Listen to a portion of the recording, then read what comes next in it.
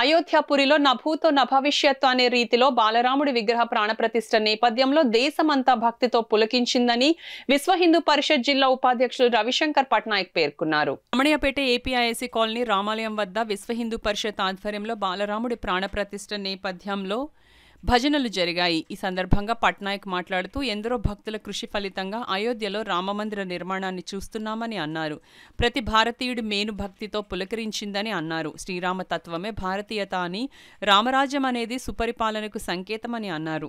దేశ చరిత్రలో రామమందిర నిర్మాణం ఒక బృహత్తర ఘట్టమని పట్నాయక్ తెలిపారు.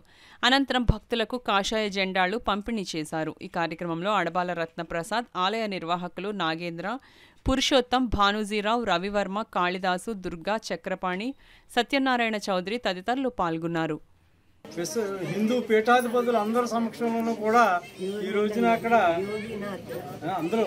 వారందరి సమక్షంలో ఈ రోజు బాలరాముడికి ప్రాణప్రతిష్ఠ జరగటం, మనందరికీ నెరవేరటం, అయోధ్య రాముడు రావటం మనందరికీ కూడా చాలా పండగ దినం. ఈ రోజున మనందరం కూడా పండగ చేసుకుంటున్నాం.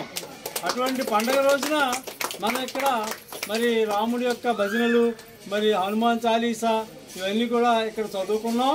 అలాగే సాయంత్రం కూడా మనం దీపావళి పండుగను చేసుకుంటాం. 5 దీపాలని తక్కువ కాకుండా వెలిగించుకుంటాం.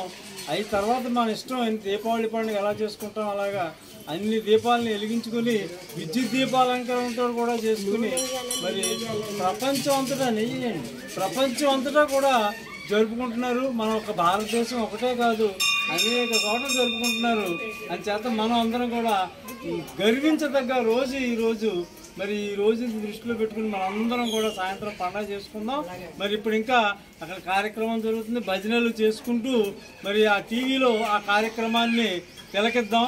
ఎలా జరుగుతుంది ఏంటి అంతా కూడా తిలకించి మనందరం కూడా పులకరించిపోదాం.